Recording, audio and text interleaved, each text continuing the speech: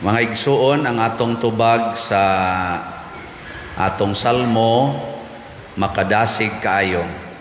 Sa gito'y atong tubag, ang atong hinabang gikan sa Ginoo nga nagabuhat sa langit ug sa yuta.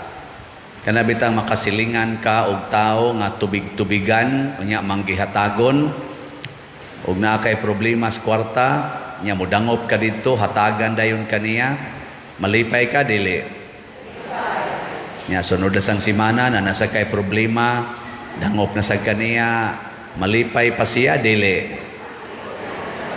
nya sunod na sang semana dangop na sa kaniya nya muhatag yapon siya nimo malipay ka dili pagsunod buwan dangop kaniya hatag yapon siya pero gipakapina nagsulti sige na malamong balik-balik wa na gyud moy laing nahimo malipay pa ka dili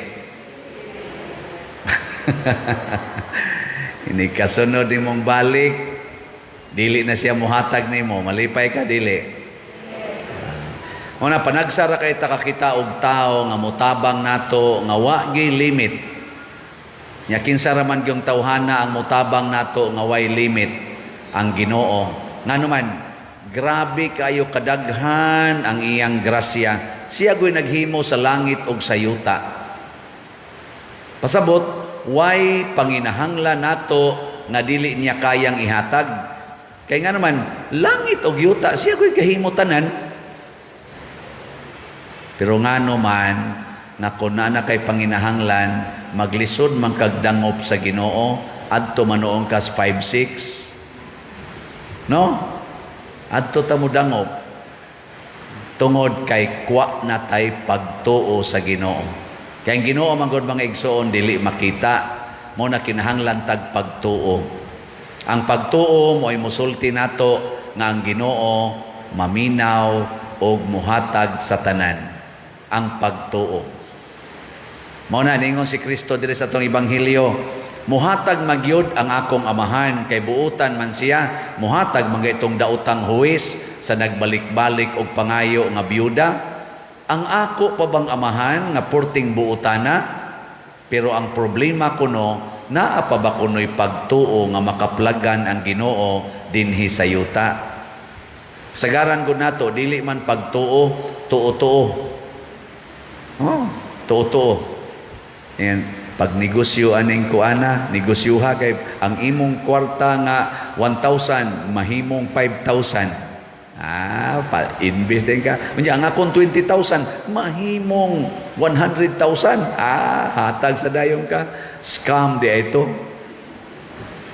ngotkot deso napay mo ingon nimo nga kaning numero ha mintina ni siguro yung sulbad na tanan nimong problema ala mintin gyud nimo ana so sunod sa dayon ka hangtod na lang napurdoy ka wa gyud mo gawas lang imong sipon og luha ang numero wa gyud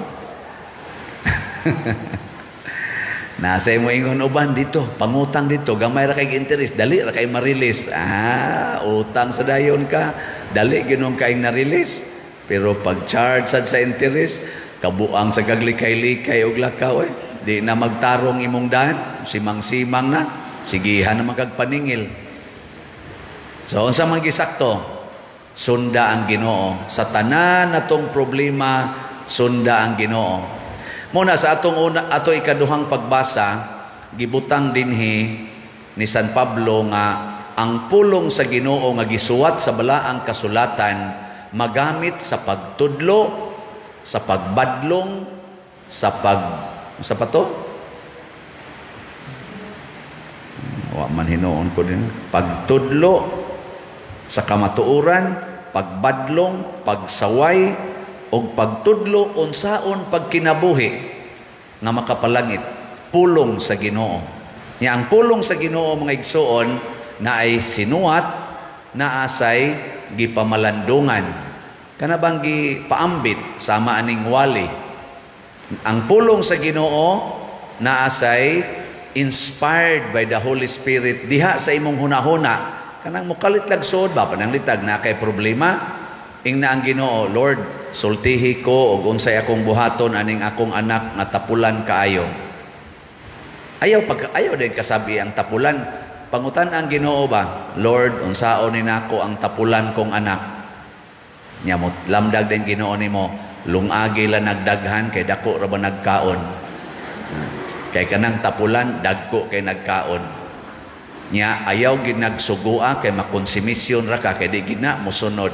Gahi kay nasugoon, alagari na lang na haron malipayon siya, malipayon sad ka. Nya moingon din ka, sunod din ka sa mahal nga birhen, matuman ang imong pagbuot. Di ba? Alaga din ka sa imong anak. Unsa may mahitabo? Wa gyud kay kasuko. Ang imo sang anak, wa say kaguol. So kamong pamilya, way gubot, dili saba, dili hasol ang kinabuhi, di ba? Nya mo na inyong gibuhat sa inyong balay. Uy, yaw-yaw to the max, siging balik-balik, kada adlaw, siging yaw-yaw. Maingon lang ng mga anak, murag yung plakang guba. Nya kamo sang mga anak, o ang inyo sang ginikanan, yaw-yawan kayo, ay saan mo pagkusmod-kusmod sa inyong naong? Pangutan na sang Ginoo, Ginoo, unsa may akong buhaton aning mga animal kong ginikanan. Ana. Maingon din Ginoo, bisan gani kanang animal, pwede man na nimo hapyod-hapyoron ang agtang, kanang iro, kanang baboy, kanang kuan. Siya unya unsa man nako siya, hapyod-hapyora ang agtang sa imong mama ug papa para maulian anang yaw-yaw. Ay, imo din paraygan, guwapa gini akong mama oy. Ana, ingon din imong mama hilog mo ikabuanga karon yaw-yaw ka diha. Ay, imo yung hapyod-hapyoron, paraygan. Oy, madugay na imong mama, mo gakos-gakos na nimo. Oh, ingon din kay ta 20 be. Atag dayon na. Wapay hasol, wapay daghang yaw-yaw. Ana, hapyod-hapyo ra. Wala gustos Ginoo, paghigugma ay kamo sama sa akong paghigugma kaninyo, matod pa ni Kristo. Muna diri sa atong unang pagbasa, si Moises naminaw unsay gustos Ginoo, giatubang nila ang ilang kaaway. Gisultihan siya sa Ginoo, iisa ang imong sungkod, mudaog mo. Nituo si Moises o gisunod niya, giisa. Nya inigkaluya na niya, muus-us ang iyang sungkod, mapildi na sad sila.